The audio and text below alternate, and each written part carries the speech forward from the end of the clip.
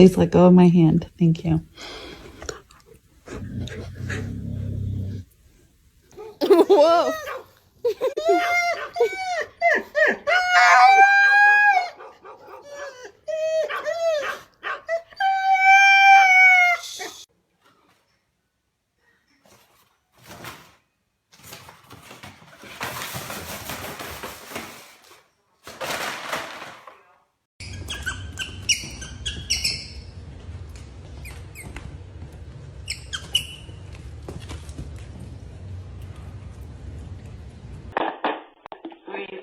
Could be anybody.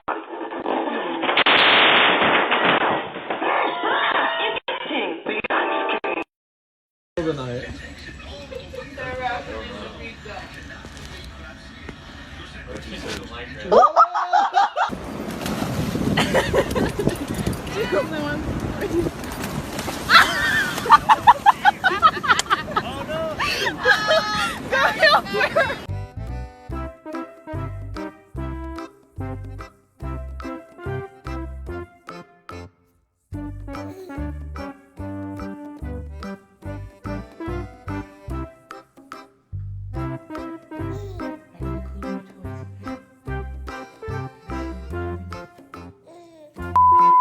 You really got me.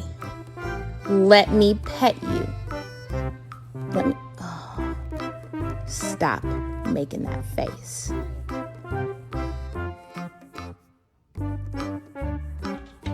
Está abierto, Rapunzel, del otro lado. Rapunzel está abierto ahí.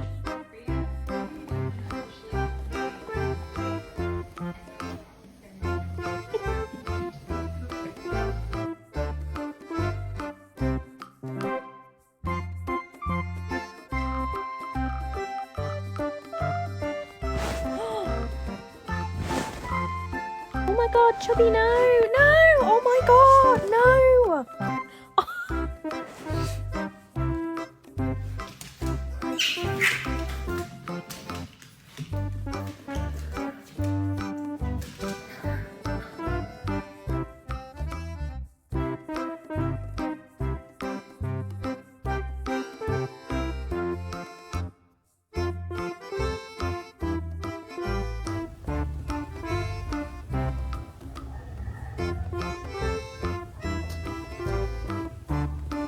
Lucky!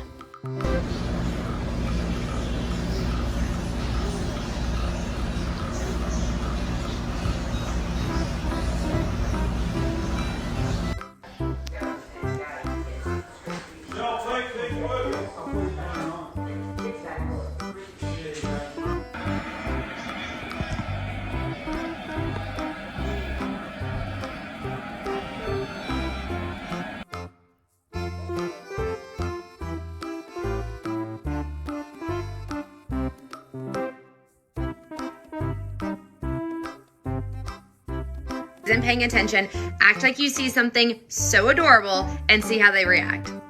Oh my god, it's so cute! Look how little it is! Oi!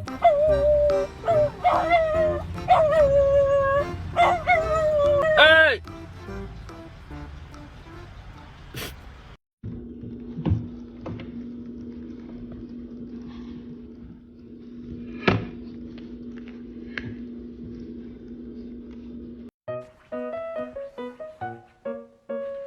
Hey!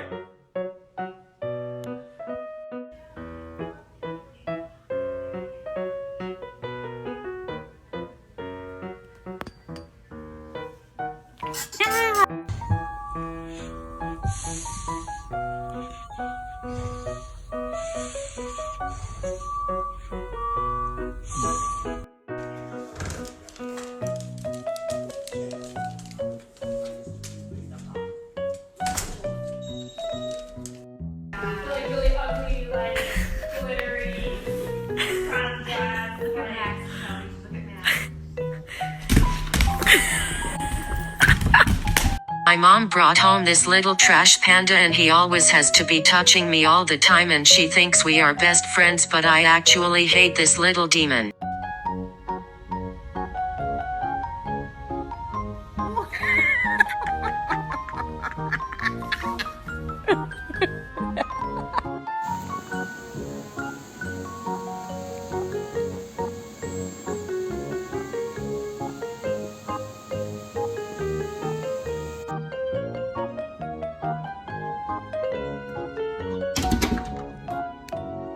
Go swim!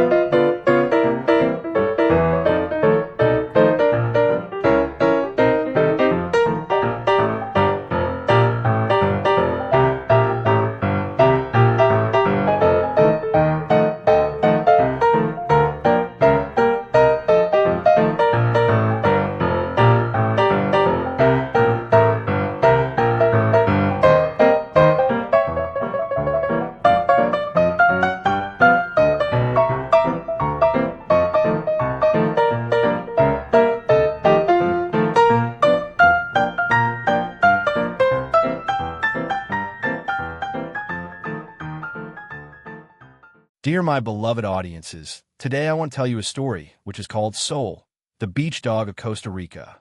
In a small, sun-drenched village on the Pacific coast of Costa Rica, where the ocean waves kissed the shore and scarlet macaws danced through the palm trees, lived a dog named Sol, named after the sun, because he always brought light wherever he went. Sol was a golden-colored mutt with short, sand-colored fur, floppy ears, and a nose always covered in wet sand. He wasn't owned by anyone, but he belonged to the village of Montezuma.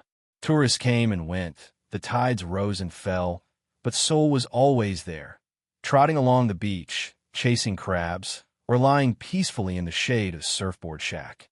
Locals said Sol had appeared after a storm many years ago. A tiny puppy washed up on the beach, shivering and alone.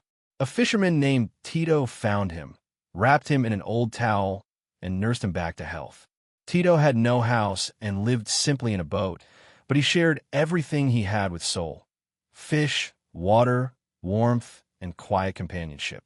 Though Tito passed away just 2 years later, Sol never left the beach. Every morning, he would greet the surfers as they carried their boards into the waves. He would run beside the kids as they built sandcastles. He would sit quietly next to vendors at the market, his tail thumping the ground in rhythm with the music.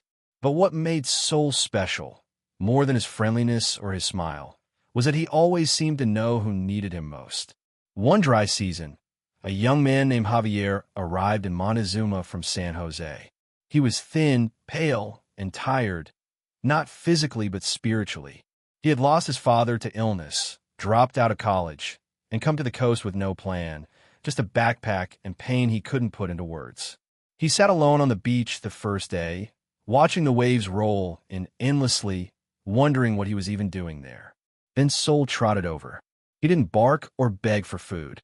He just sat beside Javier and looked out at the sea with him, as if saying, yes, the waves keep coming, but you're still here.